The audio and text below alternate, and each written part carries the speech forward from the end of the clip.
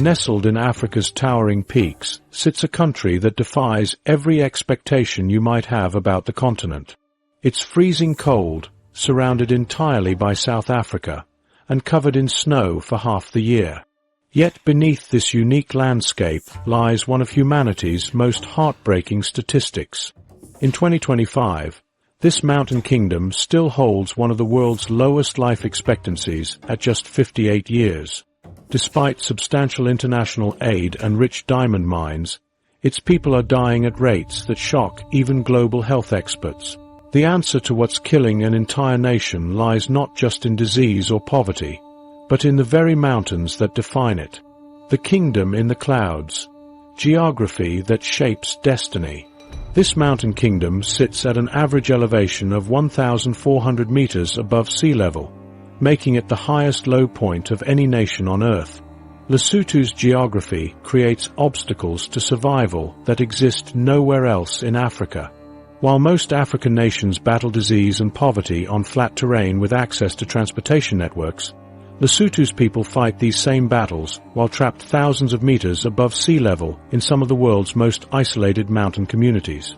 This altitude transforms winter into a deadly season when snow blocks mountain passes and cuts entire regions off from the outside world for months at a time. The winter isolation has grown worse as climate change reshapes weather patterns across southern Africa.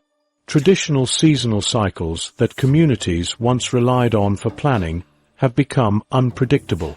Recent years have brought heavy snowfall records, with 2023 experiencing the heaviest snowfall in 2 decades, followed by severe droughts during what should be wet seasons.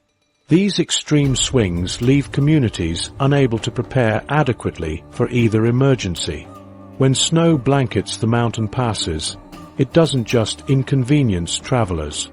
It severs lifelines to medical care for hundreds of thousands of people living in remote villages scattered across the highlands. The country's road network, already limited by the challenging terrain, becomes completely impassable in many areas. Villages that might have a 2-hour drive to the nearest clinic during good weather suddenly find themselves 8 or 10 hours away by foot through treacherous conditions.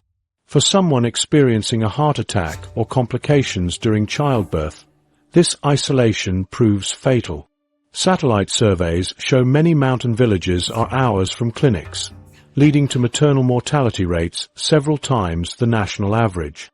The correlation between geographic isolation and death rates becomes stark when examining mortality data by region. Highland communities consistently report mortality rates significantly higher than villages with year-round road access. Child mortality follows similar patterns, with Highland children facing substantially higher risks of dying before their 5th birthday. Emergency medical situations reveal the true cost of geographic isolation. When someone suffers a stroke in the village of Mokotlong, the nearest hospital lies 85 kilometers away over mountain roads that can take 4 hours to navigate in good weather. During winter storms or when snow blocks the passes, that same journey becomes impossible by vehicle. Medical emergencies that would be routine saves in accessible areas become death sentences in the mountains. The government has launched pilot programs to construct emergency helicopter landing sites in a few highland districts, though these efforts remain in early stages. The mountainous terrain makes traditional ambulance services impossible across approximately 60% of Lesotho's territory. Standard emergency vehicles cannot navigate the steep gradients, loose rock surfaces, and narrow paths that connect many communities to main roads. Even specialized all-terrain ambulances struggle with the elevation changes and weather conditions. Some communities have developed their own solutions to the transportation crisis. Villages pool resources to maintain horses and donkeys specifically for medical emergencies, training residents to construct makeshift stretchers that can be carried by these animals over mountain terrain. While resourceful, these improvised systems add precious hours to emergency response times. A journey that might take 20 minutes by ambulance on flat terrain can require 3 hours on horseback through mountain passes. The geographic challenges create cascading delays that often prove fatal. When a child develops severe pneumonia in a remote highland village, the family first spends hours deciding whether the journey to seek medical care is even possible given weather conditions. If they decide to attempt the trip, they must arrange transportation, which might involve waiting for other community members to help carry the child or for weather to improve enough for safe travel. By the time they reach medical care, conditions that could have been easily treated hours earlier have progressed to life-threatening stages. Weather monitoring stations track how often geographic isolation becomes deadly. The stations record when road conditions become impassable and correlate this data with mortality spikes in affected regions. The pattern shows consistent increases in death rates during periods when communities are cut off from medical access. Winter months see mortality rates climb significantly above summer levels in highland areas, while accessible lowland regions show minimal seasonal variation. Recent efforts to improve communication networks in remote areas aim to reduce the isolation factor. Solar-powered radio systems installed in highland villages allow communities to call for help even when road access is blocked. However, being able to communicate about an emergency does not solve the fundamental problem of physically reaching medical care across impossible terrain. The geographic reality creates a two-tier healthcare system where location determines survival chances. Families living in accessible areas can reach emergency care within an hour during most of the year. Those in remote highland communities face journeys of 4 to 8 hours even during good weather, with complete isolation for months during winter. This geographic divide translates directly into a substantial gap in life expectancy between accessible lowland areas and isolated mountain communities. The mountains that give Lesotho its unique character and natural beauty also serve as barriers that separate its people from the medical care that could save their lives. But geography alone cannot explain the full scope of what's happening here. The numbers behind the crisis. 2025 life expectancy reality. The statistics reveal a crisis so severe that health experts struggle to comprehend how an entire nation can be dying at such rates. In 2025, Lesotho's life expectancy sits at 56.45 years, a figure that becomes more shocking when compared to regional progress. While the sub-Saharan African average has reached 64 years, Lesotho remains trapped far below this benchmark, watching as other nations pull further ahead with each passing year. The contrast with neighboring countries reveals just how isolated Lesotho has become in this crisis. Botswana has seen its life expectancy rise from 61 years in 2020 to 66 years in 2025, a remarkable 5-year improvement driven by successful HIV treatment programs and economic growth. Swaziland managed a 3-year increase during the same period, climbing from 57 to 60 years despite facing similar challenges with HIV prevalence. Even South Africa, which completely surrounds Lesotho and shares many of the same regional pressures, has pushed its life expectancy up by nearly 4 years since 2020. These gains make Lesotho's position appear even more tragic, suggesting that progress is possible but somehow remains out of reach for this mountain kingdom. Breaking down mortality by age groups reveals where death strikes hardest in Lesotho. The statistics for children paint the darkest picture of all. Under 5 mortality reached 117 deaths per 1,000 live births in 2022, according to recent data tracking. This means that more than 1 in every 10 children born in Lesotho will not survive to their 5th birthday. The rate has shown little improvement over recent years, reflecting the compound impact of malnutrition, disease, and limited healthcare access that defines childhood in many parts of the country. Infant mortality tells an equally devastating story, with 54.6 deaths per 1,000 live births, significantly higher than regional averages. The COVID-19 pandemic created disruptions that continue to ripple through Lesotho's health statistics today. HIV treatment programs that had shown steady progress throughout the 2010s suddenly faced massive interruptions when lockdowns and supply chain problems hit in 2020 and 2021. The pandemic caused widespread service disruptions across clinics, slowing down viral suppression progress that had taken years to achieve. This disruption reversed nearly a decade of hard-won gains in HIV management, meaning thousands more people are now living with detectable HIV levels that increase both transmission risk and personal health dangers. Gender differences in life expectancy tell their own story of how death affects men and women differently in Lesotho. Women can expect to live to 56.8 years on average, while men face a life expectancy of just 51.9 years. This nearly 5-year gap reflects the different ways that HIV, violence, and dangerous working conditions impact each gender. Men more frequently work in the hazardous mining industry or migrate to South Africa for employment, exposing them to industrial accidents and infectious diseases. They also seek medical care less frequently and often ignore symptoms until conditions become critical. Women face their own unique risks through gender-based violence and complications during pregnancy and childbirth, but they generally access healthcare services more consistently than men. These mortality statistics translate into family structures that would be unrecognizable in most other countries. The average child in Lesotho will lose at least one parent before reaching adulthood, with many children becoming complete orphans while still in primary school. Extended family networks that traditionally cared for orphan children are themselves stretched beyond capacity as adult mortality continues climbing. Grandparents in their 60s routinely find themselves caring for multiple grandchildren whose parents have died, creating households where the elderly struggle to support the very young without any working-age adults to provide income or physical assistance. Recent analysis from the World Bank reveals that Lesotho's overall mortality rate now exceeds the sub-Saharan African average by 40%. This gap represents tens of thousands of deaths that occur in Lesotho, but would be prevented if the country simply matched regional norms for healthcare access and disease management. The mortality rate disparity affects every age group, but hits hardest among adults aged 25 to 45, the demographic that should represent the economic backbone of any developing nation.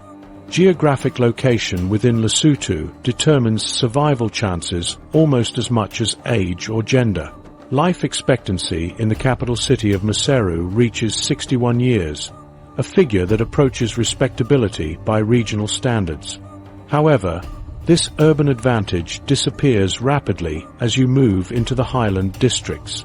Rural mountain communities report life expectancies as low as 48 years, creating a 13-year survival gap based purely on where someone happens to live. The highland districts of Mokotlong and Thobotsika consistently record the lowest life expectancy figures, with some villages reporting that half of all adults die before age 50. The demographic collapse creates economic consequences that threaten the country's future viability. Lesotho's working-age population between 18 and 60 is shrinking faster than any other country in the world. Current projections show this critical demographic declining by 2.3% annually, a rate that makes long-term economic planning nearly impossible. The textile factories that once provided employment for tens of thousands of workers now struggle to maintain adequate staffing levels as their workforce literally dies away. Current mortality trends suggest even worse outcomes ahead if nothing changes dramatically.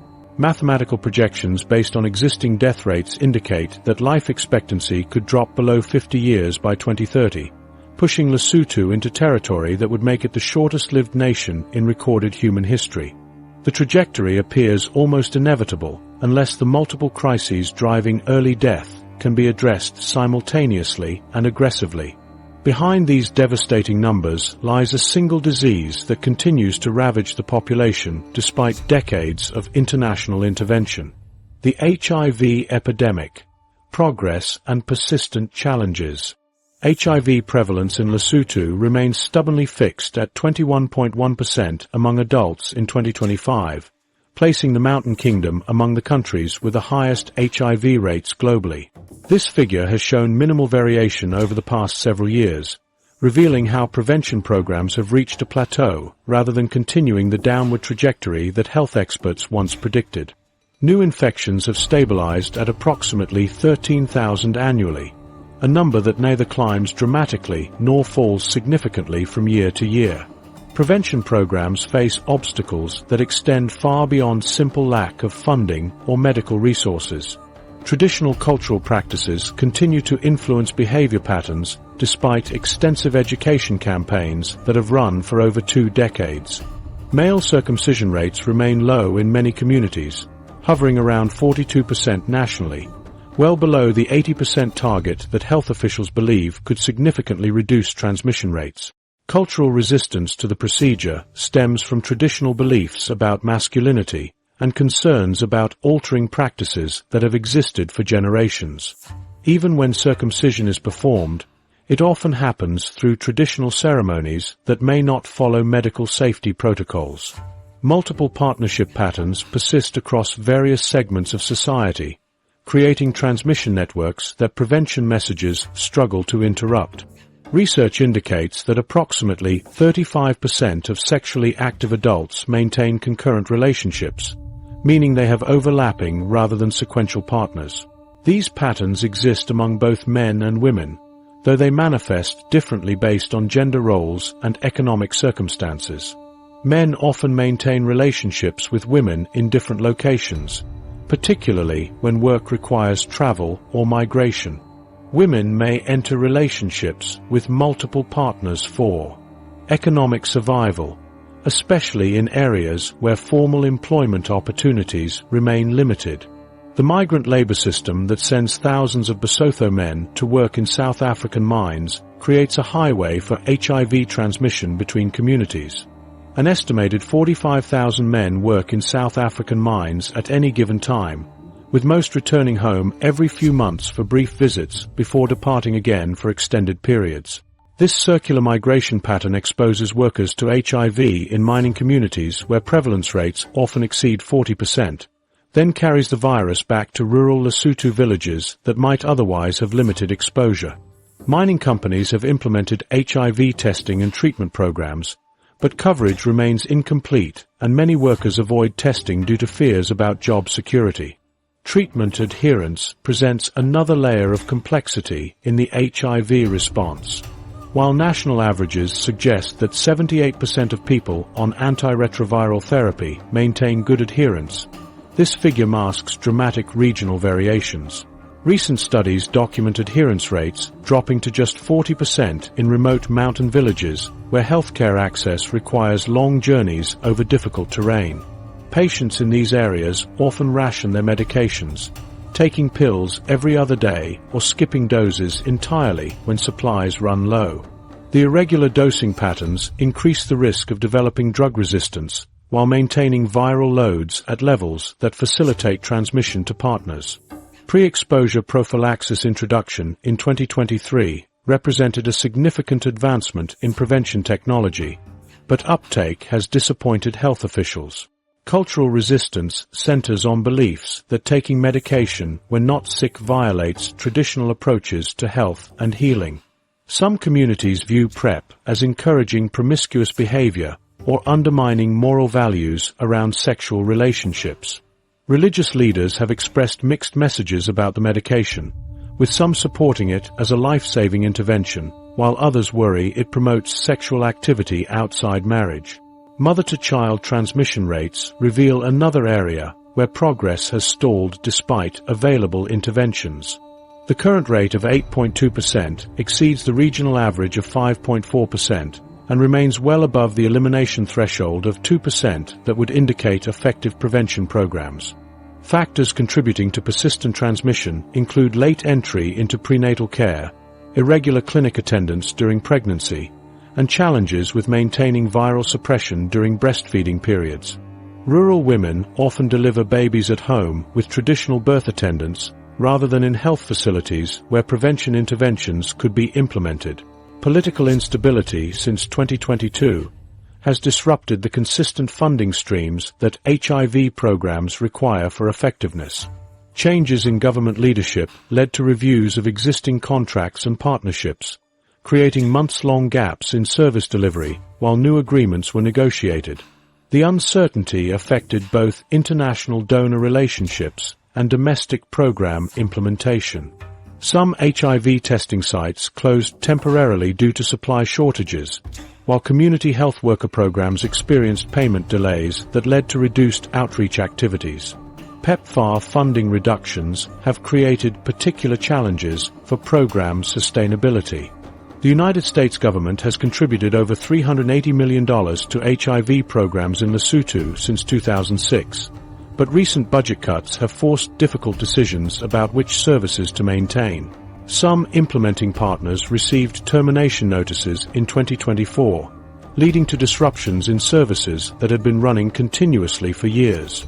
The Ministry of Health established a task team to mitigate these impacts, including using government funds to maintain salaries for essential staff positions, but the adjustments have not fully compensated for lost capacity. Drug-resistant HIV strains now appear in 12% of new diagnoses, a figure that has doubled since 2020 and complicates treatment protocols significantly. Resistance patterns show particular problems with efavirenz-based regimens that were once considered highly effective first-line treatments. The emergence of resistance requires more expensive second-line medications that strain already limited healthcare budgets. Laboratory capacity for resistance testing remains inadequate, meaning many patients continue taking ineffective medications for months before resistance is detected and treatment adjusted. Long-acting injectable treatments represent the most promising breakthrough in HIV care for Lesotho's unique challenges.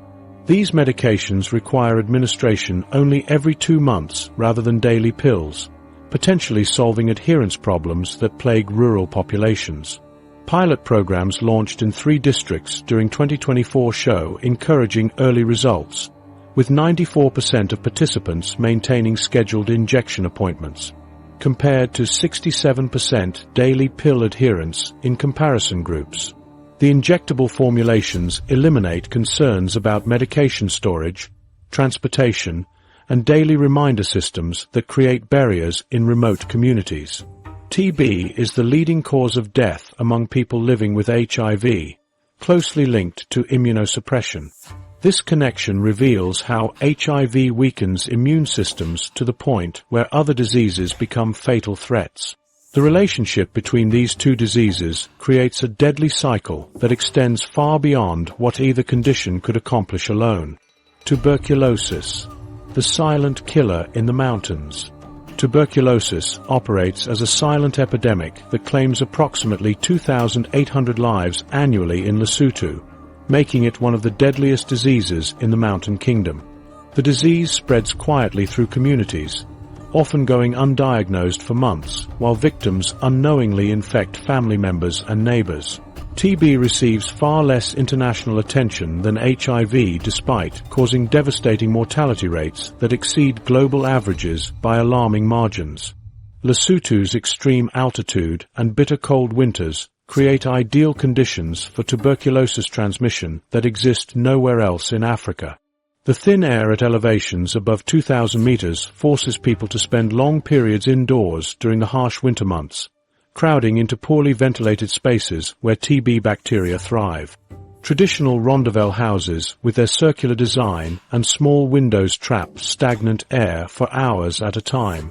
When one family member develops active tuberculosis, the bacteria can circulate repeatedly through these confined spaces, exposing everyone who shares the living area to concentrated doses of infection. The cold climate compounds transmission risks as people huddle together for warmth, increasing close contact between infected and healthy individuals. Winter temperatures that regularly drop below freezing drive families to seal windows and doors tightly, eliminating air circulation that might otherwise dilute bacterial concentrations. Cooking fires and heating braziers consume oxygen while producing smoke that irritates respiratory systems already stressed by high-altitude exposure. These conditions create a perfect storm for TB transmission that health experts struggle to interrupt through conventional prevention methods. Multi-drug-resistant tuberculosis has emerged as an alarming threat affecting 15% of all new TB cases diagnosed in Lesotho during 2024. This resistance rate has tripled since 2019, when it affected only 5% of cases. The rapid increase reflects incomplete treatment courses inadequate medication supplies, and the circulation of resistant strains within communities. Patients often begin treatment with standard medications only to discover weeks or months later that their TB strain resists multiple drugs, requiring more expensive and toxic second-line treatments that many healthcare facilities cannot provide. Drug resistance develops when patients take medications irregularly or stop treatment before completing the full course. In remote mountain villages, medication supplies frequently run out for weeks at a time, forcing patients to interrupt their treatment schedules. Some patients feel better after a few weeks of medication and mistakenly believe they can stop taking pills, not understanding that incomplete treatment allows surviving bacteria to develop resistance. Others cannot afford the transportation costs required for monthly clinic visits to collect medication refills, leading to treatment gaps that promote resistance. Malnutrition affects 45% of households in Lesotho and directly increases the likelihood that TB infections will progress from dormant to active disease. Well-nourished immune systems can often contain tuberculosis bacteria in inactive states for years or even decades.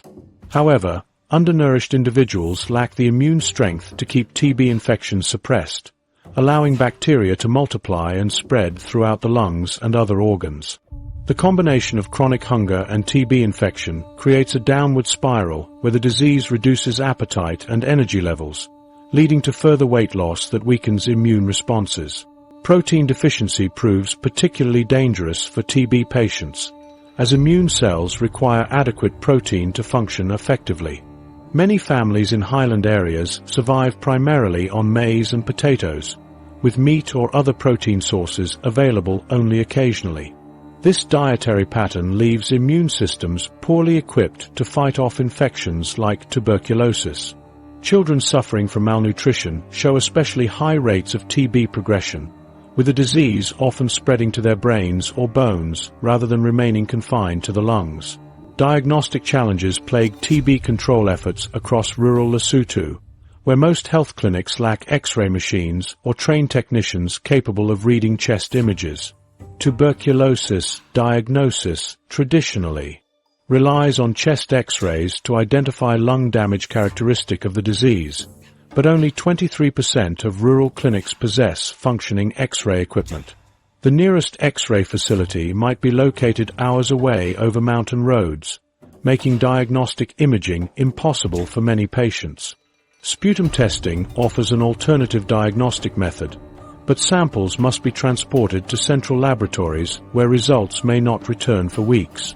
Traditional healers treat TB symptoms with herbal remedies that may provide temporary relief, but delay proper medical intervention for months. Patients experiencing persistent coughs often consult traditional healers before seeking clinic care, particularly in remote areas where traditional medicine remains deeply trusted. Healers use various plant-based treatments that can reduce cough intensity or improve appetite, leading patients to believe their condition is improving when TB bacteria continue multiplying. This delay allows the disease to progress to advanced stages while increasing transmission to family members and community contacts. The HIV-TB co-infection crisis creates particularly deadly combinations in Lesotho, where HIV-positive individuals face 20 times higher risk of developing active tuberculosis compared to HIV-negative people. Approximately 72% of TB patients also test positive for HIV, creating treatment complications that require careful coordination between different medication regimens. HIV suppresses immune systems that would normally contain TB infections, allowing the bacteria to spread rapidly throughout the body. Recent WHO data confirms that TB mortality rates in Lesotho reach 86 deaths per 100,000 people annually, triple the global average of 28 deaths per 100,000. This excess mortality reflects the combination of diagnostic delays, treatment interruptions, drug resistance, and co-infections that characterize TB care in the Mountain Kingdom. The devastating impact of tuberculosis reveals deeper problems within a healthcare system that struggles to provide even basic medical services to its population. The shortage of medical professionals represents just one dimension of a healthcare crisis that extends to every aspect of service delivery. Lesotho operates with just 0.05 doctors per 1,000 people, placing it among the nations with the lowest physician ratios anywhere in the world. This figure translates to approximately 115 doctors serving the entire population of 2.3 million people, a number so small that many districts go months without seeing a qualified physician. The World Health Organization recommends a minimum of 23 healthcare workers per 10,000 people for basic health service delivery, making Lesotho's ratio roughly 30 times below acceptable standards. Rural districts like Mokotlong and Thobotsika sometimes operate for entire years with only visiting doctors who arrive monthly or quarterly to address the most critical cases. Medical brain drain has accelerated dramatically over the past 5 years, with 60% of doctors trained in Lesotho now working in South Africa, where salaries can be 8 to 10 times higher than domestic rates. The National University of Lesotho's medical school graduates approximately 25 doctors annually, but only 10 remain in the country after completing their training. The others cross the border to South African hospitals where they find better equipment, more reliable electricity, and compensation packages that allow them to support their families adequately. This exodus creates a vicious cycle where remaining doctors face overwhelming caseloads that drive more practitioners to seek opportunities elsewhere. The infrastructure crisis extends beyond personnel shortages to basic utilities that most healthcare systems take for granted. Approximately 40% of health facilities across Lesotho lack reliable electricity or running water, conditions that make modern medical care nearly impossible. Clinics in highland areas routinely perform surgeries by flashlight when backup generators fail, while others cancel procedures entirely during power outages that can last for days. The absence of running water forces healthcare workers to carry buckets from distant sources, compromising sterile techniques and infection control protocols that protect both patients and staff. Refrigeration systems for vaccines and medications fail regularly without consistent electricity, leading to spoiled supplies that represent significant financial losses for facilities already operating on minimal budgets. Blood banks cannot maintain safe storage temperatures, forcing hospitals to discard units that could save lives during emergencies. Laboratory equipment sits unused in many facilities because power fluctuations damage sensitive instruments that cost more to repair than annual healthcare budgets can accommodate. Essential medication shortages now affect every category of drugs, from basic antibiotics to life-saving HIV treatments. Patients arrive at clinics to discover that medications they have taken for years are simply unavailable, sometimes for months at a time. Insulin for diabetic patients disappears for weeks, forcing people into dangerous blood sugar crises that require emergency interventions. Blood pressure medications run out regularly, leaving hypertensive patients at risk of strokes and heart attacks that could be easily prevented with consistent treatment. The procurement system that supplies medications operates through irregular cycles that leave facilities guessing when new shipments might arrive. Bureaucratic delays stretch ordering processes over several months, while transportation challenges add weeks to delivery times for facilities in remote areas. Some clinics resort to rationing medications, giving patients partial prescriptions that provide temporary relief but fail to complete treatment courses effectively. Nurse practitioners have become the backbone of healthcare delivery across rural Lesotho, often serving as the only medical professional available for hundreds of square kilometers. These nurses handle everything from routine checkups to emergency surgeries, responsibilities that exceed their training and strain their capabilities beyond reasonable limits. A single nurse might serve 3 or 4 villages, traveling between communities on foot or horseback while carrying basic medical supplies in backpacks. They diagnose complex conditions, prescribe medications, and perform procedures that would typically require physician oversight in better-resourced health systems. Telemedicine pilots launched in 2024 promised to connect rural practitioners with specialist consultations, but poor internet connectivity has limited their effectiveness dramatically. Highland areas receive internet signals sporadically, with connections dropping during conversations with distant specialists who could provide crucial guidance for complex cases. The few telemedicine sessions that succeed often involve long delays and poor video quality that make visual diagnosis nearly impossible. Solar-powered internet equipment installed at some facilities works only during sunny weather, leaving cloudy days without any connectivity options. Transportation crises mean that medical emergencies requiring specialized care can take 8 hours or more to reach appropriate facilities. Ambulances cannot navigate mountain terrain that connects many communities to main roads, forcing families to carry critically ill patients for hours before reaching vehicles.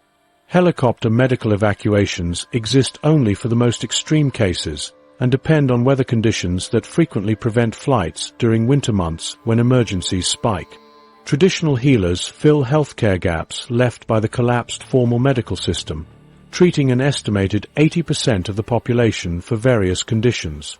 These practitioners use plant-based remedies and spiritual healing techniques that provide comfort and sometimes genuine therapeutic benefits for common ailments. However, dangerous practices also persist, including treatments that delay proper medical care for serious conditions or introduce toxic substances that worsen health problems. Recent Chinese investment commitments for 3 new hospitals represent the most significant healthcare infrastructure development in decades, with construction scheduled for completion by 2027. The planned facilities will add 400 beds to the national capacity and include modern equipment like CT scanners and digital X-ray machines that most of the country currently lacks. However, success depends on addressing the underlying economic pressures that have created this healthcare crisis in the first place. Economic factors. How poverty kills. These economic pressures create survival situations where families must choose between immediate needs and long-term health, often making decisions that save money today but cost lives tomorrow. 57% of Lesotho's population survives below the international poverty line of $2.15 per day, a statistic that translates into 1.3 million people struggling to meet basic needs for food, shelter, and healthcare. This poverty rate has remained stubbornly high despite years of international aid and development programs designed to lift living standards. The figure becomes more troubling when compared to neighboring countries like Botswana, where poverty affects 32% of the population, or even South Africa at 44%. Unemployment reached 28.1% in 2025, forcing many people into dangerous survival strategies that expose them to injury, illness, and death. Young men migrate illegally to South African mines where they work without safety equipment or legal protections, accepting wages far below minimum standards because any income exceeds zero. Women turn to informal trading across dangerous mountain paths, carrying heavy loads on foot for hours to reach markets where they might earn enough for a few days of food. Children drop out of school to work in small-scale mining operations where they handle toxic chemicals without protective gear, developing respiratory problems and skin conditions that will affect them for life. Food insecurity affects 45% of households across Lesotho, creating malnutrition patterns that compromise immune systems and increase susceptibility to infectious diseases. Families eat 1 meal per day during difficult periods, surviving primarily on maize porridge with occasional vegetables when money allows. Protein sources like meat, eggs, or beans appear on tables perhaps once per week in poor households, leaving children with stunted growth and adults with weakened resistance to illnesses like tuberculosis and pneumonia. Pregnant women suffer from anemia and deliver low birth weight babies who face higher mortality risks throughout their first years of life. The textile industry collapse eliminated thousands of jobs between 2020 and 2024, removing the primary source of formal employment for women across the country. Factory closures hit hardest in Maseru and surrounding areas where textile manufacturing had provided steady wages for families that could then afford better nutrition and health care. The sector shrunk from employing 45,000 workers at its peak to just 12,000 jobs today, leaving thousands of women without marketable skills for other industries. Former textile workers now survive through street vending, subsistence farming, or dependency on relatives who may themselves struggle with unemployment. Remittances from South African migrant workers have declined by 30% since 2022, cutting off crucial income streams that many families depended on for survival. Approximately 120,000 Lesotho men work in South African mines, factories, and farms, traditionally sending money home to support extended families. Economic pressures in South Africa have reduced wages and increased competition for jobs, forcing many migrant workers to keep more of their earnings for their own survival in expensive South African cities.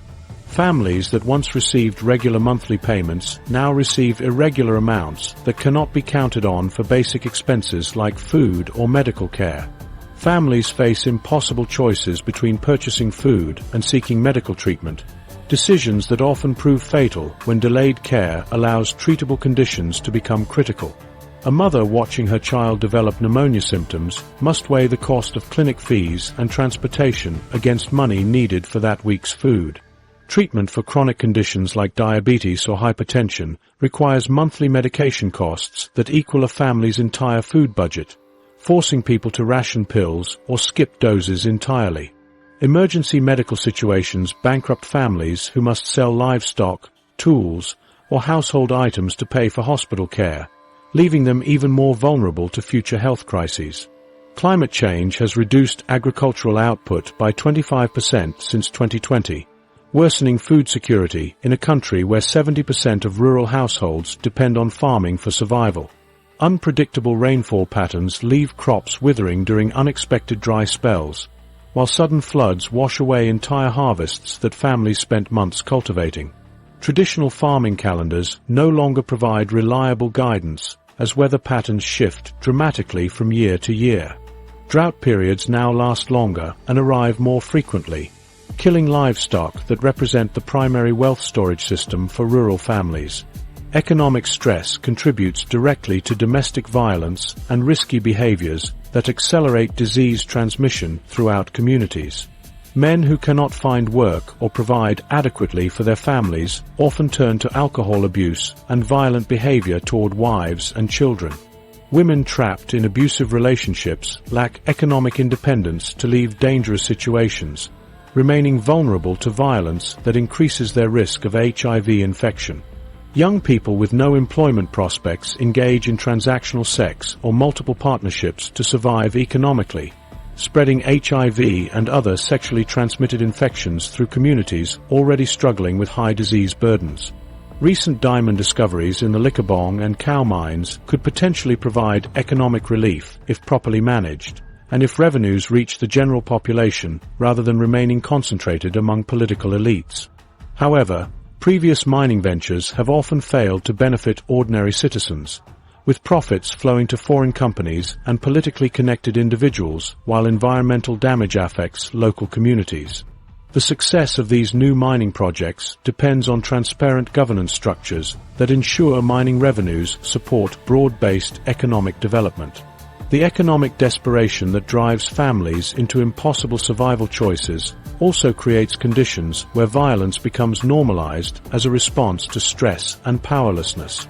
When basic needs cannot be met through legitimate means, social structures begin breaking down in ways that particularly endanger the most vulnerable members of society. Gender-based violence, a hidden health crisis. Women bear the brunt of this breakdown through violence that has reached epidemic proportions across the Mountain Kingdom. 86% of women in Lesotho experience gender-based violence during their lifetimes, a statistic so overwhelming that it means virtually every woman faces physical, sexual, or emotional abuse at some point. This figure places Lesotho among the countries with the highest rates of gender-based violence globally, exceeding even conflict zones where violence against women typically spikes during periods of instability. The prevalence cuts across all social classes, education levels, and geographic regions, affecting women in urban Maseru just as severely as those in remote highland villages. Intimate partner violence serves as a direct pathway for HIV transmission through forced, unprotected sexual encounters that women cannot refuse or negotiate safely. Men who abuse their partners often refuse to use condoms or allow their wives to request safer sex practices, viewing such discussions as challenges to their authority. Abusive relationships frequently involve multiple concurrent partnerships where infected men transmit HIV to wives who have no knowledge of their partner's other relationships. Women trapped in violent relationships face HIV infection rates 50% higher than those in non-abusive partnerships, demonstrating how violence and disease intersect to create compound health crises. Cultural norms that prioritize male dominance prevent women from accessing healthcare services independently, requiring permission from husbands or male relatives for medical treatment. Traditional customs dictate that married women must obtain approval before visiting clinics, even for routine prenatal care or treatment of obvious injuries. These restrictions prove particularly dangerous during medical emergencies when delays for male consent can mean the difference between life and death. Women suffering from HIV symptoms often wait weeks or months to seek testing because their partners forbid clinic visits or refuse to provide money for transportation and fees. The connection between violence and mental health creates devastating psychological trauma that leads to suicide rates 40% above regional averages among Lesotho women. Constant abuse destroys self-worth and creates feelings of hopelessness that push women towards self-harm when they see no escape from their situations. The isolation that accompanies abusive relationships cuts women off from support networks that might provide emotional assistance or practical help. Depression and anxiety disorders go untreated because mental health services remain virtually non-existent across most of Lesotho, leaving women to suffer alone with psychological wounds that never heal. Early marriage practices expose girls as young as 14 to adult sexual relationships before their bodies have fully developed, creating immediate health risks including pregnancy complications and increased HIV vulnerability. These arranged marriages often involve significant age gaps where girls marry men in their 30s or 40s who have extensive sexual histories and possible infections. Young brides lack the knowledge, confidence, or power to negotiate safer sexual practices with older husbands who view their wives as property rather than partners. Education ends abruptly when girls marry, eliminating opportunities to learn about health, reproduction, and rights that could protect them throughout their lives. Sexual violence frequently goes unreported due to intense social stigma that blames victims rather than perpetrators, while legal systems provide inadequate protections for women seeking justice. Rape survivors face accusations that they invited assault through their clothing, behavior, or presence in certain locations. Families often pressure victims to remain silent about sexual abuse to protect family honor and avoid shame within their communities. Police officers, predominantly male, sometimes dismiss sexual violence reports or suggest that women provoked attacks through their actions. Women's economic dependence on male partners creates insurmountable barriers to leaving abusive situations, trapping them in relationships that threaten their health and lives daily. Employment opportunities remain extremely limited for women, particularly those with little education or who live in rural areas where formal jobs barely exist. Women who attempt to leave abusive relationships often return within weeks because they cannot support themselves or their children independently. Traditional court systems consistently side with male perpetrators when domestic violence cases reach formal proceedings, discouraging women from filing complaints through official channels. Village chiefs and traditional leaders, overwhelmingly male, often view domestic violence as private family matters that should be resolved through negotiation rather than punishment. These traditional authorities frequently order women to return to abusive husbands after accepting token apologies or promises of changed behavior that rarely materialize.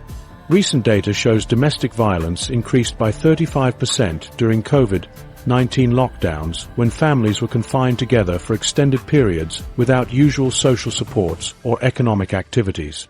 Unemployment and economic stress during pandemic restrictions created additional tensions that manifested as increased violence against women and children. Women found themselves trapped with abusive partners 24 hours per day with no opportunities to seek help from relatives, friends, or support services. Legal reforms passed in 2024 represent the most comprehensive effort to strengthen protections for women and girls in Lesotho's history, including mandatory police training on gender-based violence and specialized courts for domestic abuse cases. The new legislation establishes restraining order procedures that allow women to seek immediate protection without requiring male consent or traditional authority approval. Enhanced penalties for sexual violence and domestic abuse send stronger deterrent messages, while victim support services receive dedicated government funding for the first time. However, effective implementation depends on training law enforcement officers, educating communities about new legal protections, and ensuring that rural women can access these services despite geographic and economic barriers. As these social crises compound existing health challenges, new environmental pressures are beginning to reshape the landscape of survival in ways that few anticipated. Climate change, the new threat multiplier. Shifting weather patterns have emerged as an unexpected amplifier of every health challenge facing the mountain kingdom, transforming climate systems that sustained life for generations into unpredictable threats. While international attention focuses on HIV, tuberculosis, and poverty as primary drivers of early death, changing environmental conditions now threaten to make each of these problems significantly worse. The country's extreme altitude and geographic isolation, which already create unique health challenges, have become even more dangerous as traditional weather patterns collapse entirely. Unpredictable weather cycles have shattered farming systems that Lesotho communities relied on for centuries, creating malnutrition crises that weaken immune systems and increase susceptibility to infectious diseases. Traditional planting calendars based on seasonal rainfall patterns no longer provide reliable guidance as precipitation arrives weeks earlier or later than expected, often in amounts that either flood fields or leave crops withering during critical growth periods. Farmers who once knew exactly when to plant different crops now face impossible decisions about timing, frequently losing entire harvests to weather events that would have been rare just a decade ago. The agricultural disruption affects food security across the country, with reduced crop yields forcing families to stretch inadequate food supplies over longer periods. Maize harvests have declined by 25% since 2020, while sorghum and bean production shows similar drops due to irregular rainfall and temperature fluctuations that stress traditional crop varieties. Farmers struggle to adapt seed varieties and planting techniques to rapidly changing conditions, often experimenting with unfamiliar approaches while risking their family's primary food sources. The result is widespread malnutrition that leaves both children and adults more vulnerable to tuberculosis, pneumonia, and other infections that healthy immune systems might otherwise resist. Extreme weather events regularly damage healthcare infrastructure that was already stretched beyond capacity, creating service interruptions that prove fatal for patients requiring continuous care. Hailstorms destroy clinic roofs, leaving medical equipment exposed to rain and rendering facilities unusable for weeks while repairs are arranged. Flash floods wash out bridges and roads that connect remote communities to health facilities, extending already dangerous travel times for medical emergencies. Before solar power installation at rural health initiative sites, healthcare facilities depended on diesel generators that provided what staff described as unreliable electricity. Power outages occurred approximately 5 times weekly, each lasting several hours, forcing nurses to work by gas lamps, while ultrasound machines and other essential equipment remained unused due to inconsistent electricity supply. Changing precipitation patterns affect water quality and availability throughout Lesotho, introducing waterborne diseases that add to the existing burden of preventable illnesses. Reduced annual precipitation, particularly during summer months, forces communities to rely on contaminated water sources that would normally be avoided during periods of adequate clean water availability. Drought conditions concentrate pollutants in remaining water supplies while forcing people and livestock to share the same limited sources, increasing bacterial contamination levels. When heavy rains finally arrive, they often cause flooding that overwhelms sanitation systems and spreads human waste into drinking water supplies. The lack of access to water and sanitation, coupled with open defecation practices, encourages contact with human excrement, which results in diseases including diarrhea, acute respiratory illnesses, malnutrition, and intestinal worms. These conditions become more frequent and severe during climate-related water shortages, when families cannot maintain basic hygiene practices that prevent disease transmission. Children suffer disproportionately from waterborne illnesses that cause dehydration and nutrient loss, further compromising their growth and immune system development. Temperature increases are altering disease vector patterns across Lesotho, introducing new health threats as mosquitoes and other disease-carrying insects establish populations in areas that were previously too cold for their survival. The country now experiences increased incidence of malaria and other vector-borne diseases due to higher temperatures and altered rainfall patterns that create breeding conditions for disease vectors at elevations where they could not previously survive.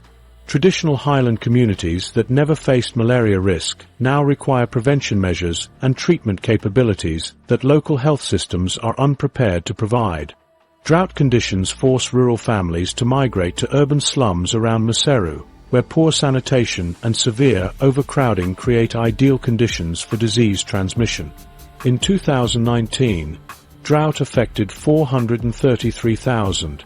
Lesotho, while 2020 saw that number increase to 766,000 people, with at least 71,000 rural residents facing severe food insecurity that forced them to seek survival opportunities in urban areas. These climate migrants crowd into informal settlements that lack adequate water supplies, sewage systems, or waste management, creating densely populated areas where infectious diseases spread rapidly through vulnerable populations already weakened by malnutrition and stress. Climate stress exacerbates mental health problems and domestic violence as families struggle with crop failures, livestock deaths, and economic pressures that eliminate traditional coping mechanisms. The impacts of climate change on agricultural livelihoods amplify mobility patterns, with many people deciding to migrate to find food or income opportunities that no longer exist in their home communities. Economic stress from climate-related losses increases household tensions that often manifest as violence against women and children, while depression and anxiety disorders go untreated in a country that lacks mental health services. The government has finalized a migration environment and climate change strategy in 2024 that tackles food insecurity and explores relationships between environmental degradation, socio-economic stability, and migration patterns. Key partnerships have emerged to address these challenges, including Japan's $1.27 million school feeding program and the African Development Bank's $331 million investment in water and energy infrastructure.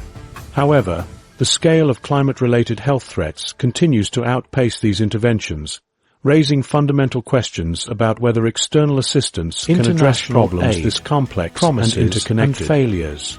The scale of international assistance flowing into this small mountain kingdom reveals one of the most puzzling contradictions in global health aid. Despite receiving over $200 million annually in health-related assistance from various donors, health outcomes continue deteriorating rather than improving. This massive financial support should theoretically provide adequate resources to address HIV treatment, tuberculosis control, maternal health, and basic healthcare infrastructure needs.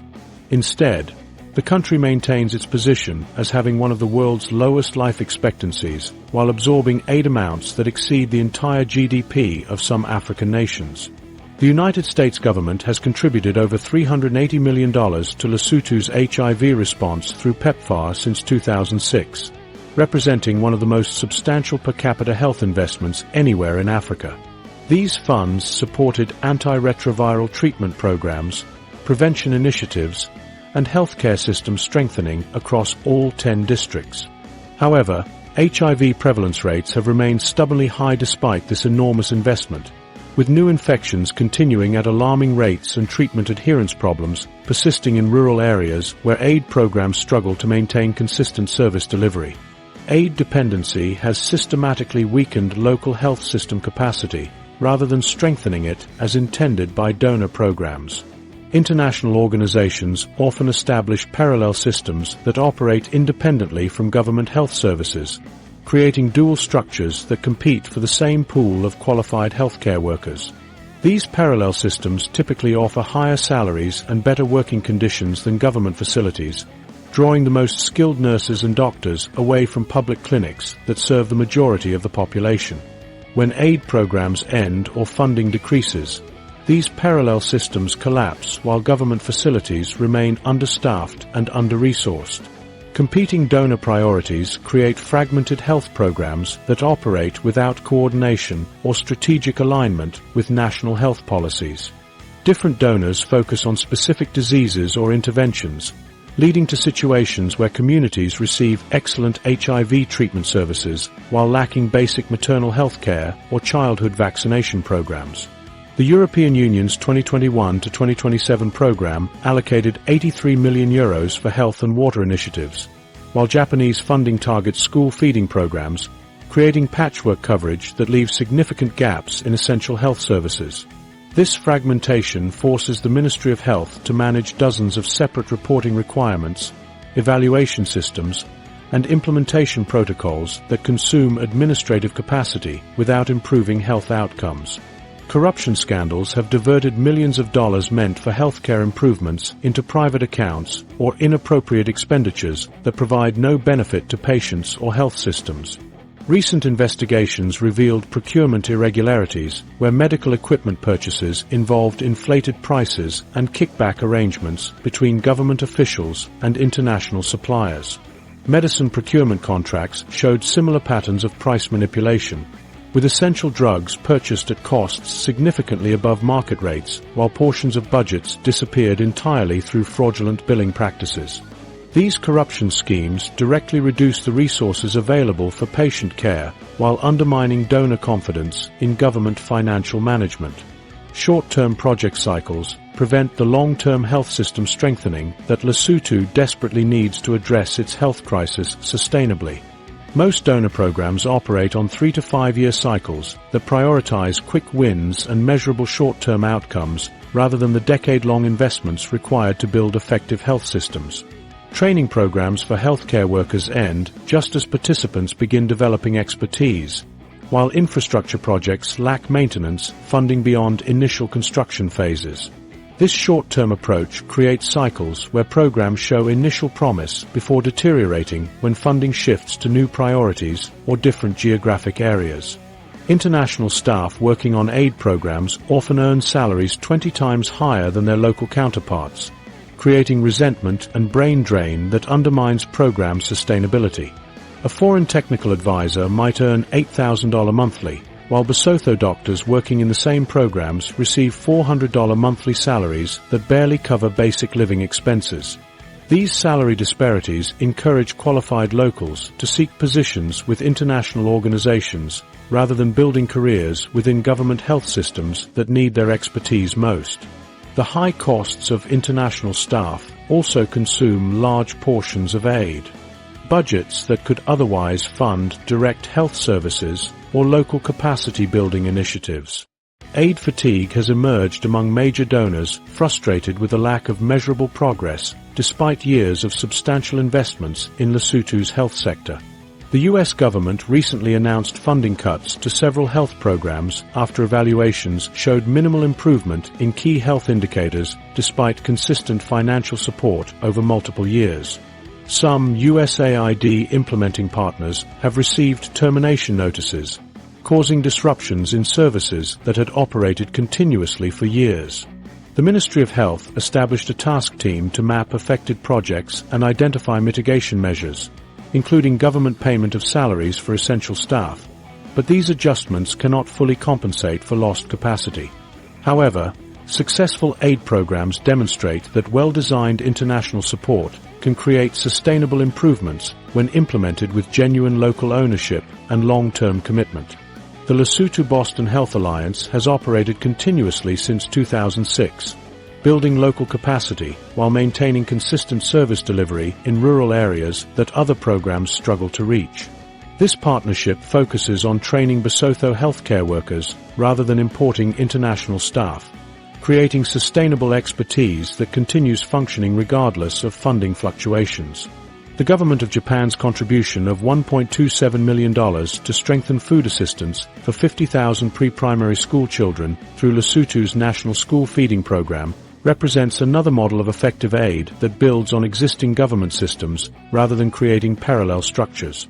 This support purchases canned fish, rice, and fortified maize meal to diversify nutritious meals in early childhood care development centers across the country, directly addressing malnutrition that contributes to poor health outcomes. New aid approaches emphasize local capacity building and government accountability, rather than external implementation by international organizations.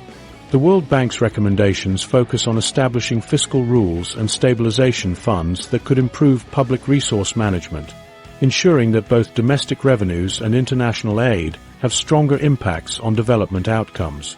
These approaches recognize that sustainable health improvements require functional government systems rather than indefinite dependence on external support. Yet even the most well-intentioned aid programs cannot overcome the fundamental challenge of frequent government changes that disrupt health policy continuity and undermine long-term planning efforts. Government response: politics versus public health. These leadership transitions create immediate consequences for health programs that require stable oversight and consistent funding streams. Political instability has consistently undermined health policy implementation in Lesotho since independence in 1966, creating a cycle where governance changes disrupt medical programs just when they begin showing progress. The country has experienced rule by decree, military coups, various forms of authoritarian government, and democratically elected administrations that rarely complete full terms without facing serious challenges to their authority. Each transition brings new priorities, different international partnerships, and altered approaches to health spending that prevent the long-term consistency required for meaningful improvements in disease control and healthcare system development. The November 2022 change in government, when Prime Minister Samuel Ntsakoe Maitkane's Revolution for Prosperity Party formed a coalition with the Movement for Economic Change, Alliance for Democrats, and Basotho Action Party, created immediate disruptions to ongoing health programs and international partnerships. Existing contracts with implementing organizations faced review periods that lasted months, while new leadership evaluated previous commitments and developed their own health priorities. Several HIV treatment programs experienced funding gaps during the transition as donor organizations waited for new agreements with the incoming administration. The uncertainty affected staff retention at health facilities where workers worried about job security under new political leadership. International partners who had developed working relationships with previous health officials found themselves starting negotiations from scratch with new appointees who lacked institutional knowledge about existing programs.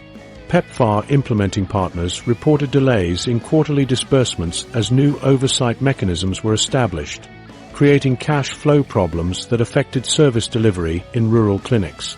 These disruptions demonstrate how political transitions can undermine years of careful program development within weeks of leadership changes.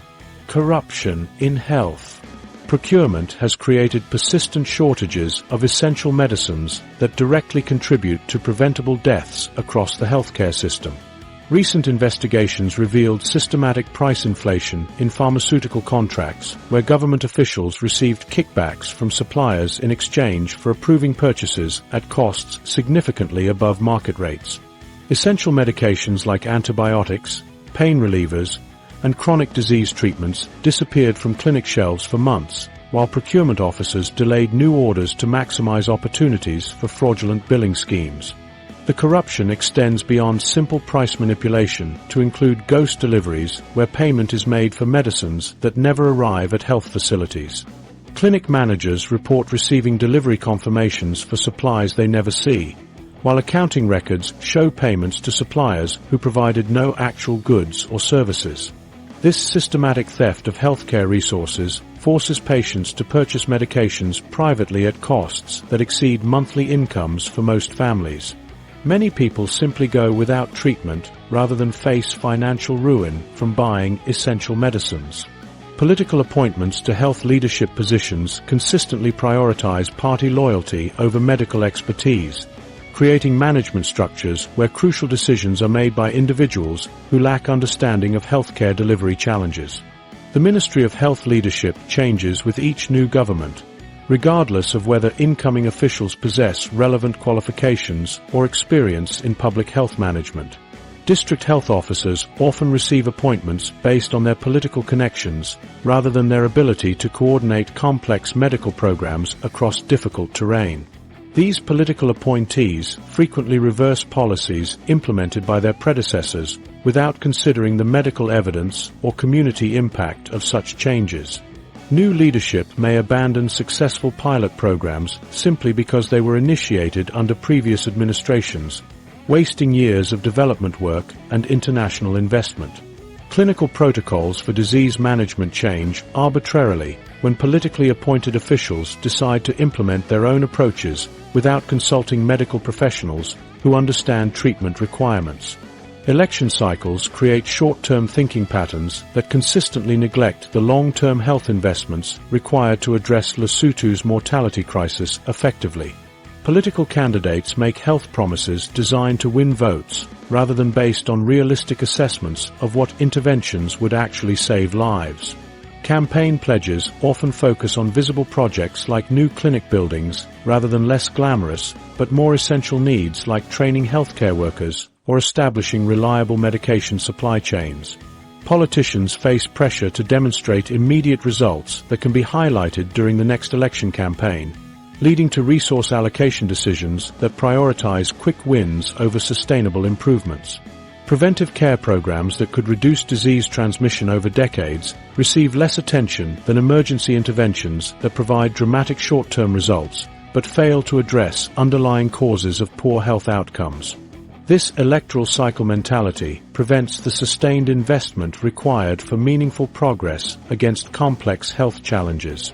The new National Digital Health Strategy 2025-2030, validated in December 2024, represents the most comprehensive health planning document produced by any Lesotho government, with ambitious goals that include leveraging digital technologies to strengthen healthcare delivery and improve health outcomes.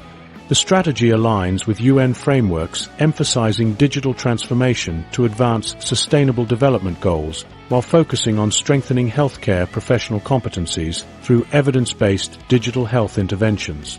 However, the strategy lacks dedicated funding mechanisms and depends on international donor support that may not materialize given current aid fatigue among major contributors. Political interference in health worker assignments affects service delivery quality as healthcare professionals are transferred based on political considerations rather than medical needs or staff capabilities. Experienced nurses and doctors find themselves reassigned to politically important constituencies regardless of whether their skills match local health challenges. Rural clinics lose trained staff who are moved to urban areas where they provide services to politically connected families, leaving remote communities with inadequate medical coverage. Several health initiatives have survived multiple political transitions by maintaining technical focus, rather than becoming associated with particular political parties or leaders. The Lesotho Boston Health Alliance has operated continuously since 2006 through various government changes by emphasizing local capacity building and avoiding partisan political involvement. Community health worker programs in some districts have maintained effectiveness despite political turbulence because they operate at village levels where traditional authority structures provide stability that transcends national political changes. Signs suggest that political leaders are finally recognizing health as a national security issue that requires sustained attention regardless of partisan considerations. Recent statements from senior government officials acknowledge that Lesotho's mortality crisis threatens the country's long-term viability as an independent nation. The realization that political stability itself depends on having a healthy population capable of economic productivity has begun influencing policy discussions in ways that prioritize health investments over short-term political gains. This growing awareness creates opportunities for breakthrough approaches that could transform health outcomes if properly supported and implemented. Signs of hope, breakthrough innovations and future prospects. Several breakthrough innovations now offer genuine pathways toward reversing decades of declining health outcomes across the Mountain Kingdom. Long-acting injectable HIV treatments represent the most revolutionary advancement in HIV care since antiretroviral therapy became available in the 1990s. These medications require administration only every 2 months rather than daily pills, potentially solving the adherence problems that have plagued rural populations for decades. Pilot programs launched in 3 districts during 2024 show remarkable early results, with 94% of participants maintaining scheduled injection appointments compared to just 67% daily pill adherence in comparison groups. The injectable formulations eliminate concerns about medication storage, transportation, and daily reminder systems that create barriers in remote mountain communities where traditional treatment approaches have repeatedly failed. The injectable treatments work particularly well for people who struggle with the stigma of taking daily HIV medications that might be discovered by family members or employers. Patients can receive injections during routine clinic visits without anyone knowing they are HIV positive, providing privacy protection that encourages treatment engagement. Healthcare workers report that patients express relief at not having to hide pills or worry about running out of medication during weather events that prevent clinic access for weeks at a time.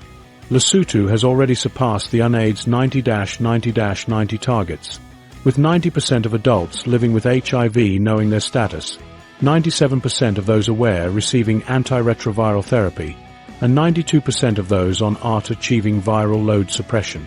These achievements demonstrate that effective HIV programs can succeed even in challenging environments when properly designed and consistently implemented. The country has also implemented the Test and Start policy since 2016, providing antiretroviral therapy to all HIV-positive individuals regardless of their CD4 count, ensuring early intervention that prevents virus progression and reduces transmission rates. Mobile health technology has begun reaching remote communities despite significant infrastructure challenges that initially seemed insurmountable. Electronic medical records implementation across healthcare facilities improves patient tracking and continuity of care, while text message reminder systems have increased treatment adherence by 20% for patients receiving SMS notifications about medications and appointments. Solar-powered smartphones loaded with medical applications allow community health workers to conduct basic diagnostic tests, transmit patient data to central facilities, and receive treatment guidance from specialists located hundreds of kilometers away. The technology solutions work around Lesotho's infrastructure limitations rather than requiring expensive improvements to electrical grids or internet connectivity. Satellite internet connections provide backup communications when terrestrial networks fail, while portable diagnostic equipment operates on battery power that solar panels can maintain indefinitely. Community health workers can now perform rapid HIV tests, blood pressure measurements, and basic laboratory analyses in villages that have never had access to such services.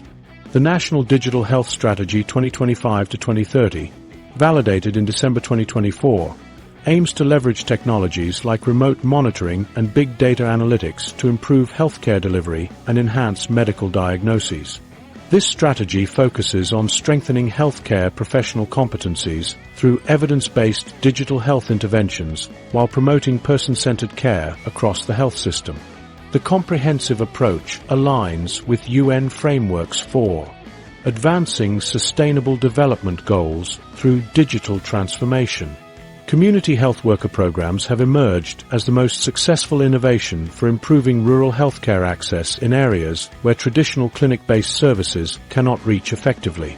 These trained village residents provide basic medical care, health education, and treatment support within their own communities, eliminating transportation barriers that prevent many people from seeking timely medical attention. Recent maternal mortality improvements in pilot districts demonstrate the potential impact of well-designed community health programs, with districts reporting 35% reductions in maternal deaths compared to areas relying solely on clinic-based care. Infrastructure investments are beginning to address fundamental barriers to health service delivery. The African Development Bank's Lesotho Rural Water Supply and Sanitation Project has achieved significant results, installing 190 kilometers of pipeline to distribution networks, water storage tanks with 3.48 million liters total capacity, and 166 public water points serving approximately 28,266 people across 8 zones in Maseru and Berea districts. These improvements directly impact health outcomes by providing clean water access that reduces waterborne diseases and improves sanitation conditions. The government of Japan's contribution of $1.27 million to strengthen food assistance for 50,000 pre-primary school children through Lesotho's National School Feeding Program represents effective international support that builds on existing government systems rather than creating parallel structures. This funding purchases canned fish, rice, and fortified maize meal to diversify nutritious meals in early childhood care development centers across the country, directly addressing malnutrition that contributes to poor health outcomes and increased disease susceptibility. Innovative partnerships between traditional healers and modern medical practitioners are beginning to bridge cultural gaps that have historically prevented people from accessing effective health care. These collaborations train traditional healers to recognize conditions that require modern medical treatment while integrating helpful traditional practices into clinic-based care. The partnerships reduce conflicts between traditional and modern medicine that often force patients to choose between culturally acceptable care and medically effective treatment. Mathematical projections based on current positive trends suggest that life expectancy could reach 74.6 years by 2100, with improvements attributed to technological advancements, better living standards, and increased healthcare availability. Even more immediate projections show potential for reaching 65 years by 2035 if breakthrough innovations receive adequate funding and political support, while avoiding the disruptions that have historically undermined health programs. These promising developments demonstrate that effective solutions exist for even the most persistent problems facing Lesotho's health system. However, transforming these pilot successes into nationwide improvements requires addressing the fundamental challenges that have created this crisis in the first place. The path forward requires confronting each crisis simultaneously rather than treating them as separate problems with isolated solutions. Lesotho's health emergency stems from geographic isolation, political instability, economic collapse, gender-based violence, climate change, and inadequate healthcare infrastructure that combine to create mortality rates shocking even global health experts. No single intervention can address this complexity alone. Yet the Mountain Kingdom stands at a critical juncture where meaningful change remains achievable through breakthrough innovations like long-acting injectable treatments and community health worker programs that have already demonstrated success in pilot districts. Behind every devastating statistic lies a human story of struggle, resilience, and hope in one of the world's most challenging environments where survival itself becomes an act of courage that deserves international recognition and sustained support.